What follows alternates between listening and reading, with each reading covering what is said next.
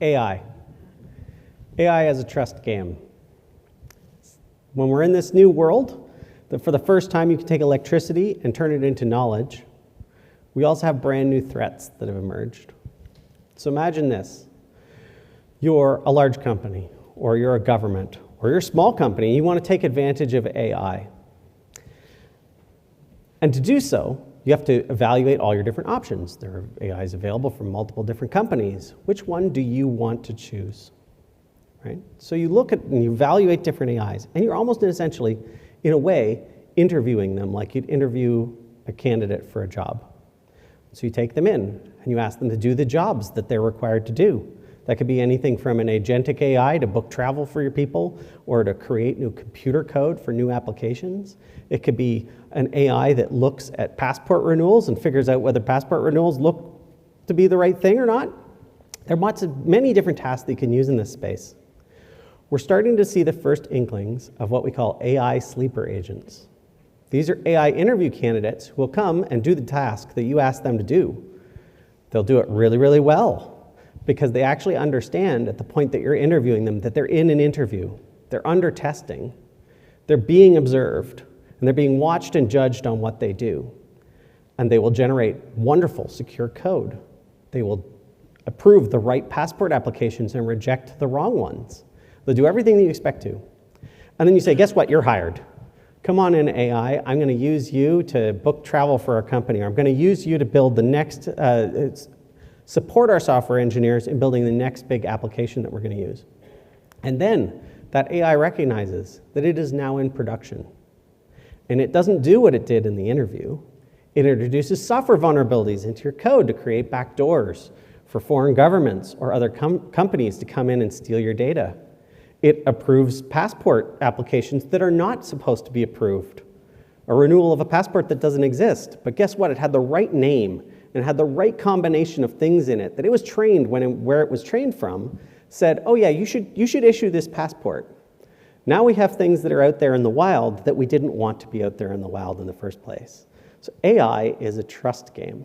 So how do you get over that trust element? Well, you have to trust who you buy an AI from. So let's talk about Canada's advantages in this space.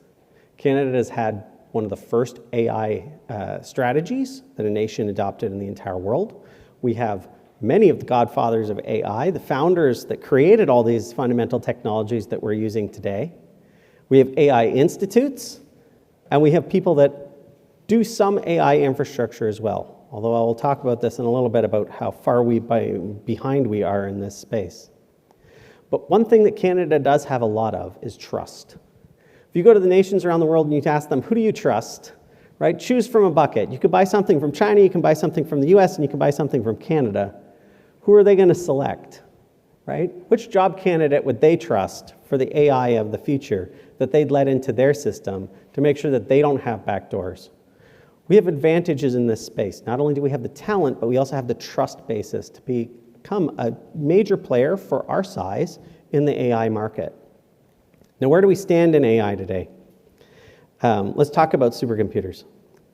These are the AI factories of the future, right? This is where we train AIs. Think about them as AI school, but it's also where AIs work. So it's also the workplace of AIs to actually make things out of energy into knowledge work. This is fantastic. We love these, right? Now they consume an awful lot of energy because the more energy you use, the more you pour into knowledge. That's a problem. So we need to make them green, right? And we need to make them fast. How do you make a supercomputer? A supercomputer is essentially a conglomeration of a whole bunch of individual computers. Enterprise-grade computers, they're much more expensive than if you bought one at home. And then we connect them together with very, very special networks. So all the supercomputers that I've ever worked on, I worked on a lot when I was down in the States, the one component that we always bought fresh for supercomputers that were purpose-built for them was the networks. This is my particular area of research expertise. Those networks work about 1,000 times faster than the networks that you'd see in a typical data center. So if you compare a Google data center that's doing your Google search to an AI data center, those networks are going to have what are called latency, the amount of time it takes to send a message from me to you, about 1,000 times faster. It's the equivalent of spending snail mail versus me just sending you an instant message. This is how we build AIs. Why? because all of these computers can work together. When they have very, very short latencies, they can talk to each other and work collaboratively as a group, we can actually do very, very large problems. So I'll give you an example of this, how we create capability. A single computer, to build one of these, to compare against one of these supercomputers, it would take about 7 years on your laptop to do what we can do in a day or half a day on a large supercomputer. So as an example, we had Google work with Lawrence Berkeley National Laboratory, and they did 300 years of mineral research in 3 months. That's an acceleration with AI. That's turning knowledge from electricity into something powerful.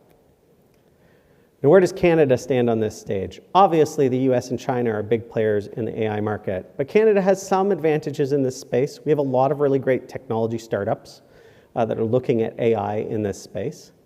If we look at the total infrastructure that we've deployed right now, and I won't go into the unit for this because I only have 12 minutes to talk to you. So just believe me for a second when I say that when we rank these systems globally, and the US in total has aggregate of about 6.6 billion units of compute. Canada has 40 million. Okay? Brazil has 67 million. So we are behind. We are behind even second world nations in terms of compute. Now there's a recent investment, I'll talk about it in a little bit, to try to get us to catch up, because we can catch up rather quickly. But we have a lot of competitive advantages in this space, and we can play a much bigger role than our size in this space, especially through our technology and Canadian hardware and software. Because this is the key to making your trusted AI. So first, you own the software, right? You own the data set that you're training it with. It's essentially like the school curriculum that you're trying to train your AI. Hey, be a good thing, right? Instead of training on everything that's ever on the internet, so you've trained off of all the stuff that's off of Twitter and Reddit, and you've essentially trained a psychopath that you then put guardrails around, right? Instead, what you can do is you can train it right from the beginning with all the values and goals that you actually want it to have, because you wouldn't take your child and sit them down in front of Twitter and say, just read this, learn how to read on Twitter, right? They'd say, well, what's that word? What's that word? I don't want to introduce those concepts to you in the first place, right? So we can think about how we train ethical AI, and we can also start owning portions of that hardware pipeline. We're not a large enough country to ever own the entire thing. We can own critical elements to it and partner with trusted partners like the European Union to provide the entire stack that we need to be able to sell globally trusted our AIs to partners around the world who are not capable of building them themselves. So what is the advantage of this Canadian technology stack? We have software, we have the AI institutes, we can develop new AI methods, we have the ability to develop new AI hardware, and we have the ability to write AI software and all the software stack that goes along with it. This is one of the things that my lab does. We can compete in this space if we think bigger in terms of our overall values, in terms of our overall size, and we can embed our own values into AI. So we can make sure that, if my clicker will work, come on, oh, there we go. We can make sure that we actually build in the values that we have as Canadians to make AIs that the rest of the world can trust. Hey, guess what? I have hired a new employee. Great, where are they from? Canada.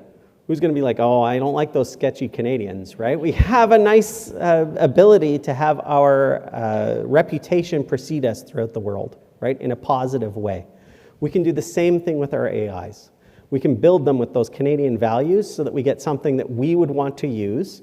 Not only is it useful for us as a nation, but we can export that to others because others want to share our same values and ethics.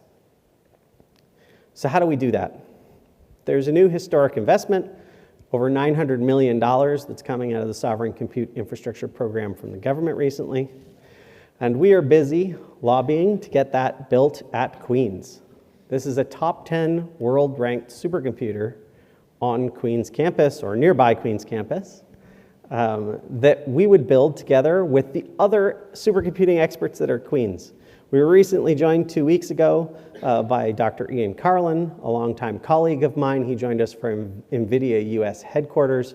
He's the head architect of 2 recent top 10 supercomputers, Berkeley's Dunda and Los Alamos National Laboratories Mission supercomputers that are both coming up. And I myself have plenty of experience building large supercomputers as well. That was in the States before coming back to Canada. But we have the expertise. So out of the whole Canadian ecosystem, we have 2 of 2 exascale architects on Queen's campus.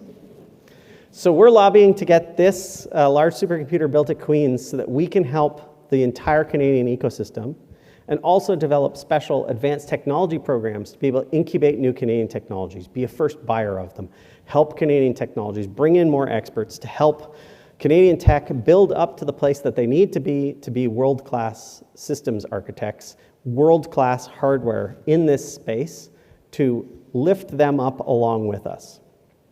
And to be able to do that, we need to develop talent. There are not enough exascale architects in the world, but there are plenty of people at Queen's. These are some of the young people in my research lab, not all of them, but some of them, that are learning about supercomputing. Most of these people have been caught up in industry. They've been gobbled up by industry. Industry offers them ridiculous sums of money. If you look at the recent AI and AI infrastructure folks, they're getting offered contracts like Major League Baseball players. We're seeing $300 million 5-year contracts for these people. They leave in academia real quick, right? When you get those kind of offers. So these people we can train not only to help stay in our computing centers, stay in Canada, work for Canada as a whole, but also just inject enough talent into the global talent stream. And that means that Canadian values and Queen's are actually part of the overall brain trust of the supercomputing worldwide, and we can help ensure that AI is both ethical and efficient and green throughout the world. Thank you.